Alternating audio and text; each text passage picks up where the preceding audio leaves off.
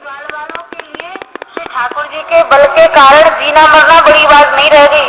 रोज ही असुरात से रोज ही कोई ना कोई मरता, रोज ही किसी ना किसी का काम समाप्त श्री ठाकुर जी के हाथों होता। तो ग्वाल वालों के लिए ये तो बिल्कुल रोजाना का दैनिक क्रम हो गया। ये तो सब देखना कोई आश्चर्य की कोई नई बात नहीं थी। सब जैसे जीवित हुए एक दूसरे को ऐसे देख रहे हैं जैसे भी सो के जगे हों। जानते तो थे ये सब कन्हैया का प्रभाव है, हम तो मर ही गए थे अजगर के पेट में। ग्वाल बाल बोले लाला बड़ी भूख लगी है, कोई जल भोजन के लिए सुपाक स्थान देखकर वहां भोजन आरंभ किया जाए। तो सुंदर वन प्रांत में श्री बालकृष्ण प्रभु के साथ ग्वाल बालों ने छाक लीला आरंभ की है। चारों ओर मंडलाकार वृत्ति से ग्वाल बाल घेर कर बैठ गए और तरह तरह के सबने षड्रस व्यंजन निकाले हैं। अपने अपने घर से जो जिस प्रकार का छाक लेकर आया था सबने अपनी अपनी छाक निकाली। वह सुंदर श्री परमानंद दास जी का भाव है छाक लीला का। आज दधि मीठो मदन गोपाल, आज दधि मीठो मदन गोपाल। ग्वाल बाल आज श्याम सुंदर छाक लीला में न जाने कहां से दही की एक कमोरी लाए, दही की मटकी लाए और सब ग्वाल वालों को बांटने लगे। श्याम सुंदर से ग्वाल बाल कह रहे अरे भैया ऐसे दही मत दे, या को तूने अपने आदर्शों लगा दे या को प्रसाद बना दे, तब तेरे जूठो हम सब खाएंगे। आज दही मीठो मदन गोपाल, आवत में ही तिहारे जूठो, चंचल नयन विशाल। आज दही मीठो मदन गोपाल,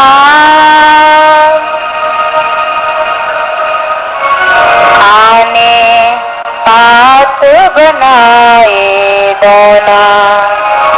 ग्वाल वालों से श्याम सुंदर बोले भैया आज तो दही बहुत मीठो है, जल्दी जल्दी कोई कमल के पत्र की, कोई पलाश के पत्र की, कोई ने दोना बना लियो, कटोरी जैसा पात्र बना लिया पत्तों का। और सब श्याम सुंदर के पास भीड़ लगाकर खड़े हो गए। आने पात बनाए दोना, दिए सबन को श्याम सुंदर वितरित कर रहे हैं, दही सबको बांट रहे हैं। जिन्हें नहीं पाए सुनो रे मेरे भैया, मेरी हथेली चाट। बहुत से ग्वाल वाले कछू के भाग में आए और कछू बेचारे ऐसे ही रह गए। ठाकुर जी बोले भैया घबरावे मत, जाके भाग में दही नहीं आया हो, मेरी उंगली में लग रहे, तुम मेरी उंगली चाट लो, मेरी हथेली चाट लो। तो सब ग्वाल बाल अब जहाँ दही को स्पर्श श्री लाल जी के हाथ को है गए हो, वह दही की मधुरता, वह दही की मिठास तो कितनी अद्भुत होगी। तो ग्वाल बाल बोले देख कन्हैया बहुत दिना हम बसे कुमुदवन, कृष्ण तुम्हारे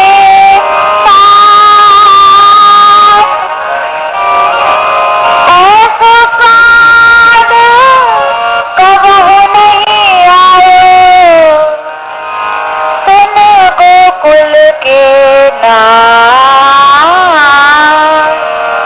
लाला कुमुदवन में, कुमुदवन एक वन का नाम है ब्रज में, कुमुदवन में छाछ तो बहुत बार खाई लेकिन ऐसा स्वाद कभी नहीं आयो, कहा चक्कर है। तो गोपाल जी मंद मंद मुस्कुरा रहे थे। परमानंद दास जी महाराज ने इस लीला को लिखा है। परमानंद दास जी कह रहे हैं उस दिन दही में स्वाद इसलिए था क्योंकि कुमुद वन में ग्वाल वालों के साथ छाप लीला करने के पूर्व श्याम सुंदर श्री राधा रानी वो दही बनाकर लाई थी और उस दही का श्री ठाकुर जी ने श्री राधा रानी को भोग लगाया अपने हाथों से, तो श्री राधा रानी का अधरामृत उस दही में आ गया। आज तक ग्वाल वालों को कभी श्री जी का अधर प्रसाद नहीं मिला था। लाल जी का जूठा तो इससे पहले भी बहुत बार खाया था, लेकिन आज जैसे दही में मधुरता थी, मिठास थी, वो आज से पहले कभी नहीं आई। तब श्याम सुंदर ने संकेत में कहा, भैया ये दही की मिठास नहीं, ये तो श्री राधा रानी के अधरामृत की मिठास है। इसलिए आज दही मीठो मदन गोपाल, आपन हसत हसावत ग्वालन, मानुष लीला रूप, परमानंद प्रभु हम सब जानत, तुम त्रिभुवन के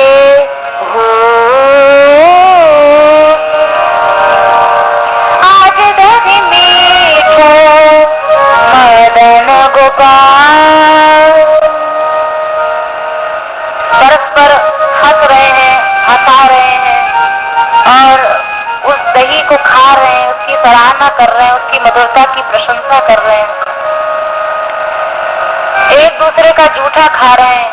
यही छाग लीला थी जिसे देखकर ब्रह्मा जी को व्यामोह हो गया। और ब्रह्मा जी को जब मोह हुआ है, परीक्षा की दुर्बुद्धि उपजी है, ग्वाल बाल वत्सों की चोरी की है, तब श्री ठाकुर जी ने उस व्यामोह को भंग करने के लिए जितने ग्वाल बाल, जितने वत्स, जिसका जैसा रूप रंग स्वभाव आकार, उतने रूपों में स्वयं को ही प्रकट कर दिया। और 1 वर्ष तक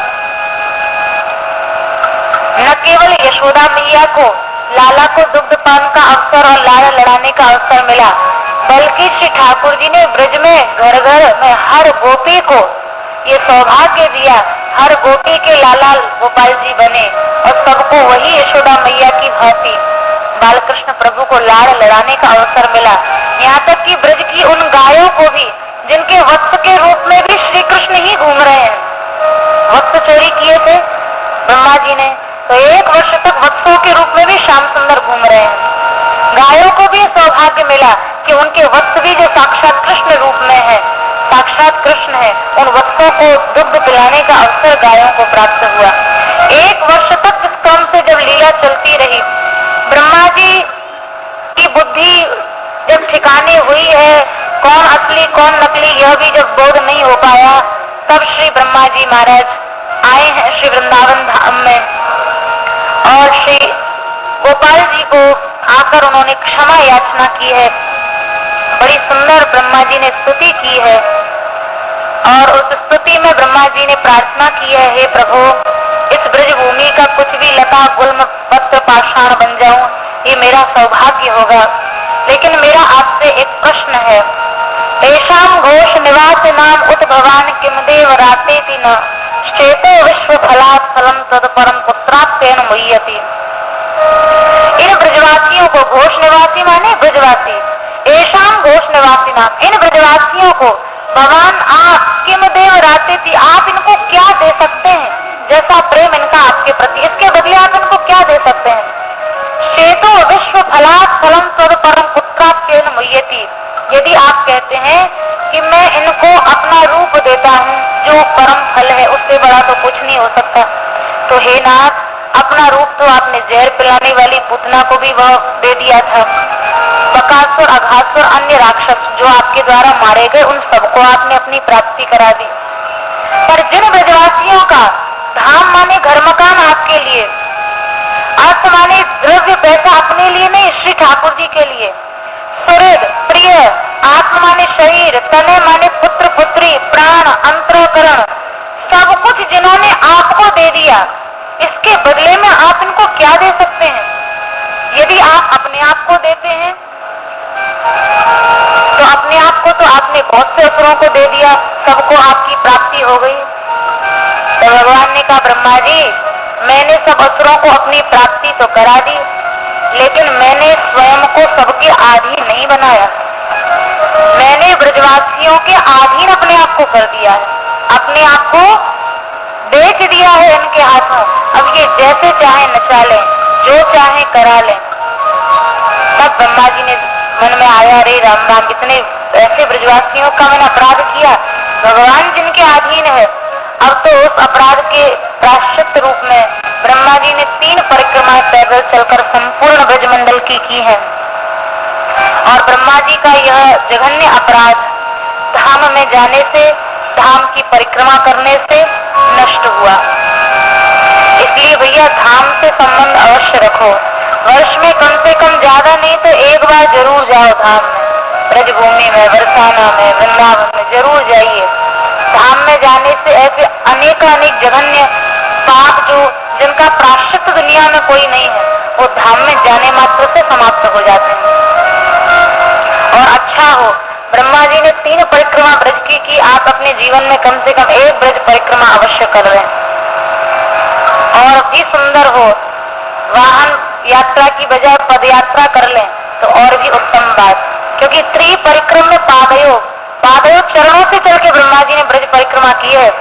चाहते तो अपने वाहन हंस पर बैठकर भी तो परिक्रमा कर सकते थे, लेकिन जब तक उस रज में बैठने का, उस रज में लोटपोट होने का, उस रज के स्पर्श का, उस रज में नहाने का सौभाग्य ना प्राप्त हो तो धाम में आने जाने का लाभ क्या है।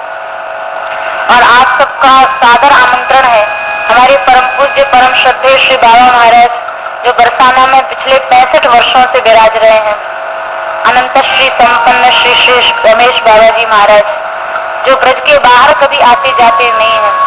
लोगों ने उनसे प्रार्थना की, आप ब्रज के बाहर नहीं आते जाते तो ब्रज में ही परिक्रमा करा दें।